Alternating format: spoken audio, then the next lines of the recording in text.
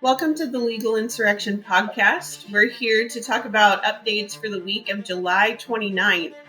In this episode, we'll be talking about Kamala Harris, who's kind of an evergreen topic these days, Biden's changes to the Supreme Court, and presidential immunity. I'm Kimberly Kay. I'm the editorial and operations director of the Legal Insurrection Foundation, and I'm here with Professor Jacobson, our president and founder. So let's go ahead and get started. First of all, happy August. I'm not sure how that happened. We got here so quickly. I mean, I had all these grand plans for the summer, and now I'm already organizing our schoolroom and getting ready to start. So that went by quickly, but here we are. And so with that, I think we're really ramping up for election season.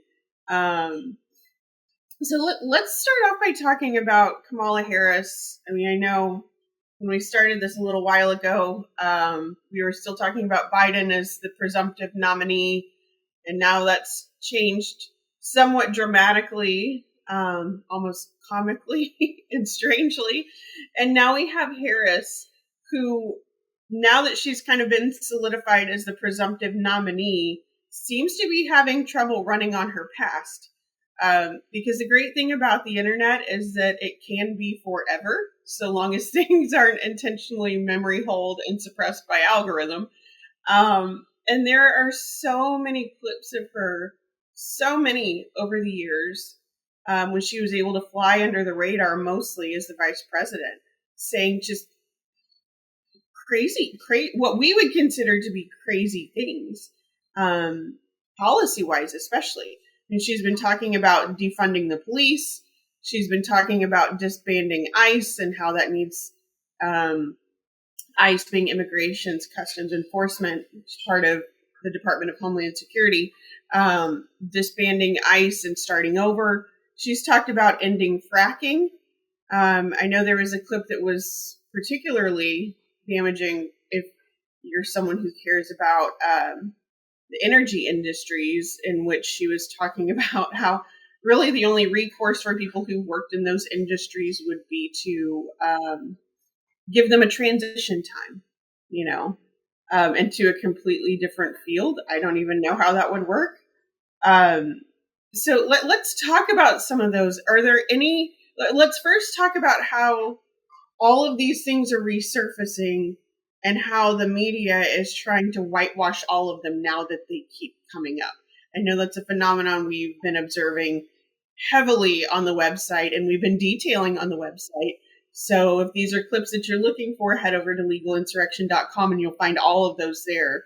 But, I mean, what have been some of your observations on the media whitewashing of some of the things that she said? Well, first, let me, for those of you who weren't reading the website this week, congratulate Kimberly on her 10th anniversary at Legal Insurrection. That happened a few days ago. But in answer to your question, what my big takeaway is how professional, how manipulative, how organized the Democrats have been at trying to suppress her past. All of the things you just mentioned should be campaign killers, each one of them. I mean, opposing fracking should destroy her campaign in Pennsylvania. But what they have done through both their own mechanisms and through media cooperation is they are either memory holding things, they are disappearing them. I think we may have talked about this last time. They're rewriting articles. They're taking them down so you can't find them from the past. But more important, they are manipulating everything by leaking through unnamed sources to the media that she's changed her positions on these things. Oh, that was 4 years ago. This is now. Now, she doesn't say that. Nobody questions her. She has not done an interview in 2 weeks since she became the presumptive nominee. She is cloistered away. They're using the basement strategy with her that they used for Biden. She will not take questions. She will not do anything on her own Instead, we have idiot reporters, some of whom are at conservative websites, who repeat what the campaign leaks to them about her changing all these positions. So they have done a masterful job, and we need to understand that. And I'm getting a lot of frustration expressed to me from people who are Trump supporters at how good they have been at this. And that, I think, is really the challenge, that they seem to be running a better campaign for her than the Trump campaign is running. Now, that's just me, in either Rhode Island or New York, not really seeing how the rest of the country is seeing things, because we don't get political advertising in either of those states because they're going to go Democrat. There's no reason for a campaign to spend a penny. But it's very concerning that they appear to be getting away with the basement strategy that they used for Biden. And when I say it's concerning to anybody who is a Trump supporter, because we're not going to get the robust dialogue that should happen where she gets confronted with her past. It's just not going to happen. So this is really strange situation, and people need to wake up to it now. And I think you bring up a point, a really good point, as usual, which is that the media is being used as a tool here. I mean, we know that, right? We expect the media to be left-leaning, but I know we talked about this last time too, that the media is not just the left-leaning media is not just left-leaning, and they're not just running interference for her. They're being intentionally manipulated and fed things in order to create a certain narrative. And I think, like you said, even on the conservative side, because one thing I would love for our listeners to understand, it's something we're very aware of, is that most reporters are very, very lazy. I know that you talk about this a lot. We talk about this in certain ways. And so if they are spoon-fed a story, even on the conservative side, that the campaign says whatever, I mean, whether you mean to or not, you're basically publishing what would be campaign propaganda instead of digging into what the truth is behind the matter. And so it's something, I know most of our listeners are definitely above average when it comes to intelligence. They're very well read. So we trust you with this, but it's also something to be mindful of, that we have to be able to see through a couple layers here to what's really going on. But it's still very frustrating to watch. So let's talk about her staff turnover. Go ahead. Do you have? Go ahead. Yeah, just one more point there. And I just looked it up on the computer while you were talking. What is going on is something we have referred to in the past as Operation Demoralize. Yes. I believe that Republicans and Trump supporters, based on the feedback I'm getting, are getting very demoralized over the adeptness of the Democrats and the media at creating a completely fictitious narrative. Within 2 weeks, she went from the worst vice president ever to the future of the country. And the swarming effect of the media, I think people don't appreciate as much, because everybody thinks, well, we've got a more free and open internet. Conservatives have websites. Just look at a website called Memorandum. On each of these points that are negative for Republicans, you have dozens and dozens of left-leaning and mainstream websites creating this narrative. And it's getting people very demoralized because they don't see the opposite. The only thing I can say is, and if you go to our website, we have a tag called Operation Demoralize, because it happens every single election. They create a narrative that it's over, that the Democrats going to win, that it's hopeless for Republicans to do anything, that the public is moving against. And we know from election results that's not true. So I would warn people that we are in the midst of Operation Demoralize by the Democrats and the media. And a lot of conservative commenters are picking up on that. Unknowingly, they are pulling their hair out at how inconsequential the Republican efforts are in social media, at how poorly the selection of Vance was, at how all these other things as the VP nominee. And all I can say is I warn you, this is Operation Demoralize. And they're very good at it, and it seems to be working. And in order to achieve that, they have to create a fictitious history of Kamala Harris, which is what they're doing. Getting to your question, there are so many specifics in her past that people need to just hammer on. And there's another comment that I saw, I forget who it was from, which says, Twitter is not reality. Social media is not reality. That's not to say it's not important, but most people don't follow the news day to day. Most people aren't on social media all day. Most people aren't watching the latest thing. So I would just say to people out there, it's early in the election cycle. That's not to say the Trump campaign doesn't need to do better. Of course they do. But don't buy into this narrative that's over and that the future is Harris by necessity. No, I mean, that's a fantastic point, and it's something that seems like lifetimes ago when I used to work in campaigns, work on campaigns, and work in grassroots organizing stuff, all for the right. I would always tell people, yes, you can argue online, you can be on Twitter, but understand that the majority of people are not represented there. They're living their lives. They're going to work. They're cooking dinner. They're mowing their yard. They're doing the normal life things. And so it's a microcosm, but it's a microcosm that's very skewed. It's people who are opining about things, not people who are going to represent a large portion of the electorate. And I think a perfect example of this was 2016, right? When going into this, it didn't look like it would be possible for Trump to pull off a victory over Hillary because of the exact same playbook that they're running now, how terrible he was, all of these things. There's no way he can overcome. Hillary has done this forever. It's her time, all of this kind of stuff. And ultimately, that's not what real America decided. That's not what the people outside of the Twitter. I will forever call it Twitter. Calling it X, I just can't get on board with that yet. That's just, so this and it shocked everyone there. This is very funny. It's very funny. I don't know if it's my mind working or you actually said it. I think it's my mind. You said pull off a victory. I thought you said over Hitler, but I guess you said Hillary. Yeah. Yes. I heard Hitler. But that's hilarious. I mean, it's not far off either.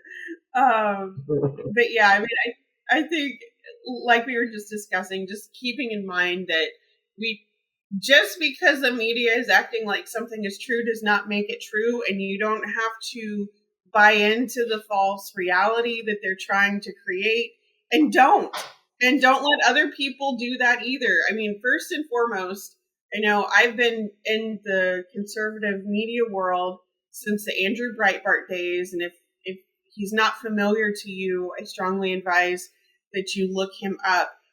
But he was always big on being a happy warrior, and I know that's something that we perpetuate at Legal Insurrection, which is that we don't let the current circumstances get us down. I mean, it can be very easy. We all have our moments and we have to help each other out, but we have to keep pushing forward, and we have to see things for what they are and to help other people see things for what they are, not what someone wants you to believe. I mean, I think we've all been so desensitized, especially post-COVID, with just nonstop gaslighting from the media, from the powers that be, which is an entire discussion unto itself, that it can be very wearying.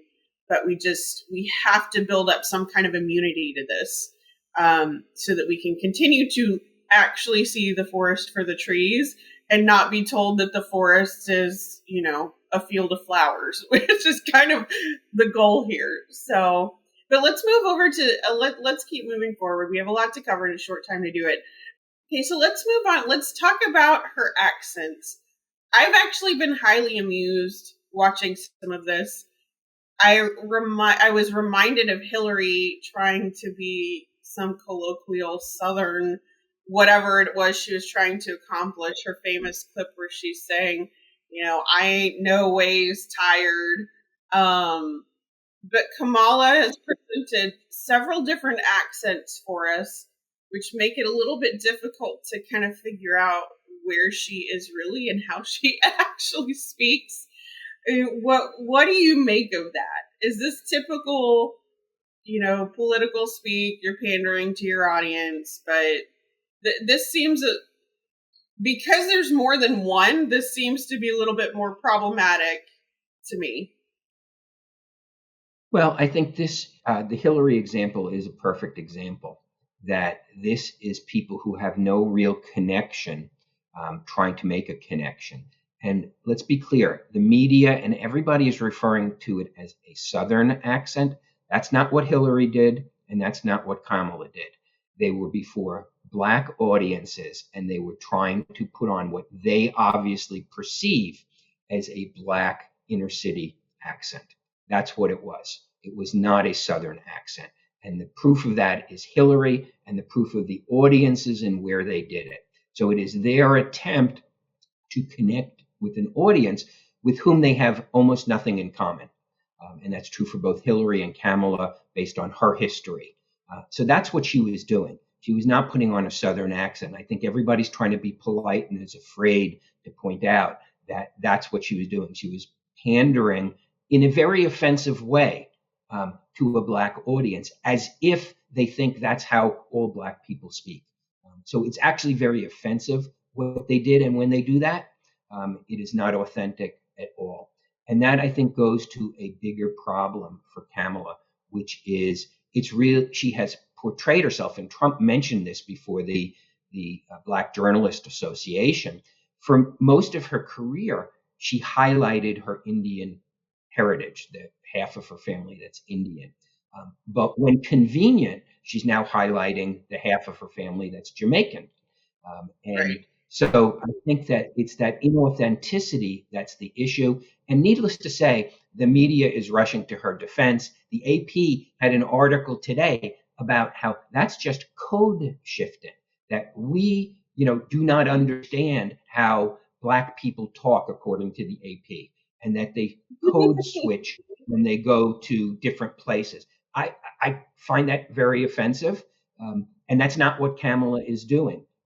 Her history is, one which really doesn't have much of a connection to the American Black community. Her history is one where she now feels the need to be inauthentic about it for obvious electoral reasons. And so, that's what we're seeing going on. It's shameless. It's, to me, offensive. And why doesn't she talk the same way to that audience she talks to every other audience? Why does she need to switch? And they can call it code switching, which is what AP is calling it, and apparently her defenders on the internet are calling it. But it's just phoniness. And it goes to that issue that she switched all her position. She's not who she claimed to be. They're cloistering her away.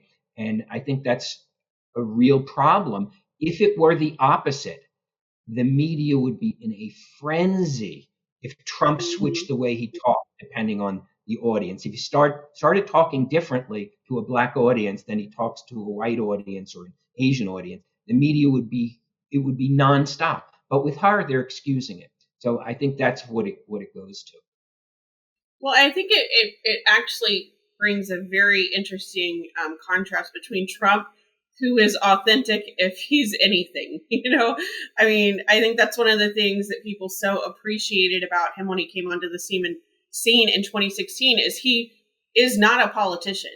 His personality is not a politician. He might be able to navigate politics and get political things done, but he's not out there with sound bites, and he's not grandstanding, and he's not saying things for a reason. He's almost always off the cuff. Yes, he has prepared remarks, which he almost always goes off script.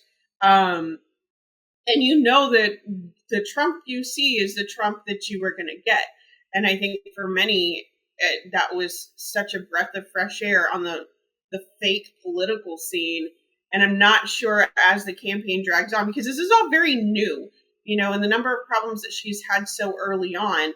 I think this is going to be a problem for her because, we're not dealing with the situation anymore where Democrats have a lock on the African American vote.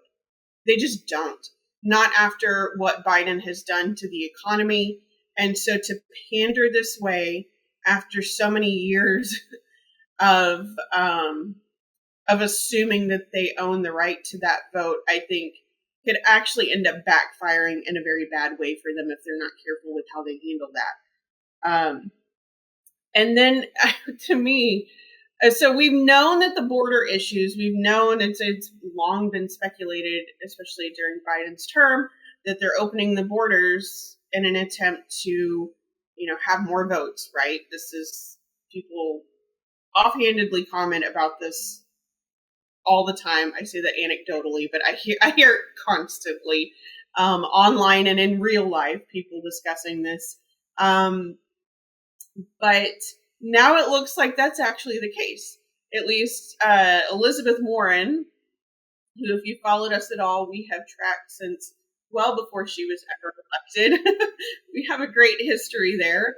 And if you haven't visited Elizabeth Warren Wiki, please do. I think you will find it fun and enlightening. But when we posted this on the blog, she said the quiet part out loud, which is that Kamala is going to legalize tens of millions of illegal border crossers so that they would be able to vote. I mean, I don't even know what that does. Politically, that seems like a horrendous misstep because of all the issues that are paramount right now.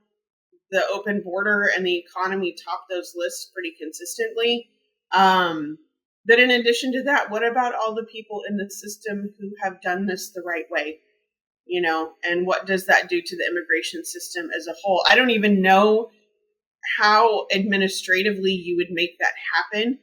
I mean, the document issuing process for that would be just tremendous. But I mean, what do you make of that move? Is that something we've seen coming? Is this at all surprising? Well, it's not surprising. That's been the Democrat policy position for as long as I can remember, is that people who came here illegally deserve a pathway to citizenship, period. That's been their position. It's nothing new. They don't talk about it a lot now in the election cycle, but that is their position. So Elizabeth Warren, I don't think thought she was saying anything controversial when she said, well, of course, in a Harris administration, we're going to legalize, illegal aliens, or she wouldn't use that term, undocumented immigrants. That's what they're going to do. I mean, they're telling us there's no surprise there. The only thing that they're trying to do is keep it quiet during an election season. But that is the promise that's being made to their base, is that, you will have 10 million plus, maybe 20 million plus new Democrat voters if we take over the administration and we get control of the Congress. So that's what they're going to do. It's a huge campaign issue. Trump should be hammering the border. He should be hammering the plan to legalize tens of millions of people who broke our laws to come here.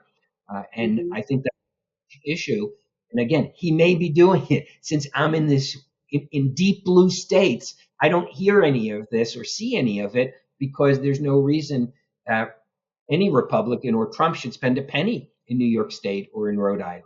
But that is, to me, the single biggest issue, because it's not just a border issue. It's not just a national sovereignty issue. It's a jobs issue. Based on what I see online, there is a meaningful percentage of the Black community in the United States who understands that this massive influx of illegal aliens are, in fact, taking jobs from the Black community. That came up. The media laughs and howls when Trump used the term Black jobs. What is a Black job? It's a Black job that Black people have. It's a job that Black people have in the Black community that's getting lost because it's going to lower wage illegal immigrants or legal immigrants. So it's taking jobs away from the Black community that traditionally have been there. That's what it is. That's a huge issue based on what I'm seeing online. May not be a majority who are concerned with it, but Democrats traditionally get 90% plus of the Black vote. If Trump gets a quarter of the Black vote, it's over for the Democrats. And he needs to hammer those economic issues. No, I completely agree. Um, so let's change gears a little bit. Let's move away from Kamala in our remaining time. Um, we've touched on this before, but this seems to be heating up to Biden's continued threats to overhaul the Supreme Court and presidential immunity. Um, I mean, it's if you can't win, it reminds me of watching my kids play. Honestly, it's like if one of them is disadvantaged because of the rules of the game, then the compulsion is to change the rules of the game to make it more advantageous to what they're trying to accomplish, and that's exactly what they're doing here.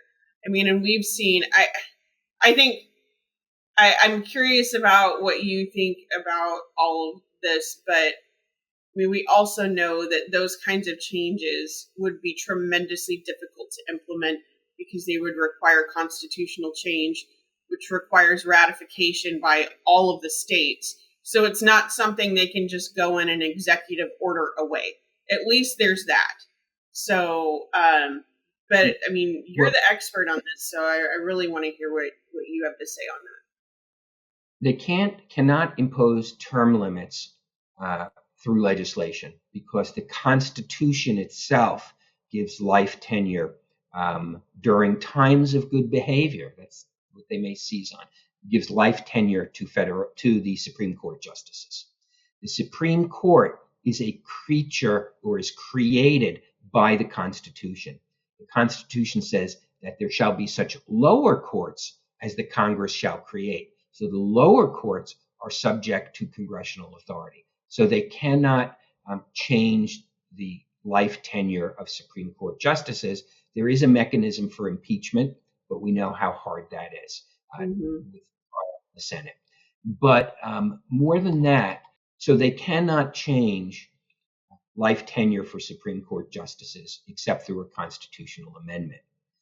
They cannot change the rulings of the Supreme Court, but they have come up with a very innovative, devious idea, which will come back to haunt them in the future if Republicans ever get control of the Senate and Congress and the presidency, which is they are going to deprive the Supreme Court of jurisdiction over certain issues.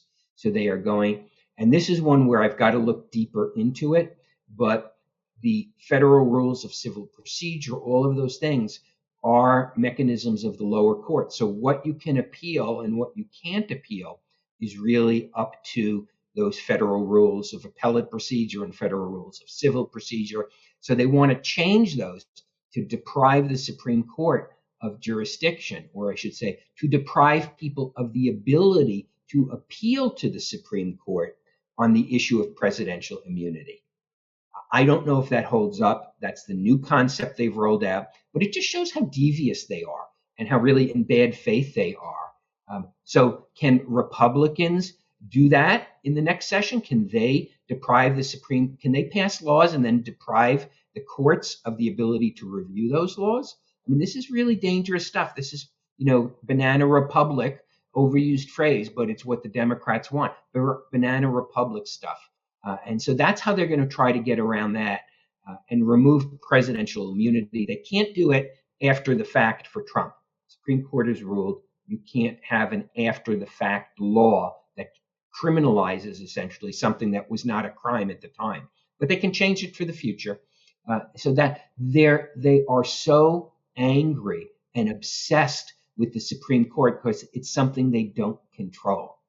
And that's really the problem. And they're dangerous people. These are very dangerous people. In every dictatorship, one of the first things they do is destroy the independence of the Supreme Court. Happened in Venezuela, happens everywhere.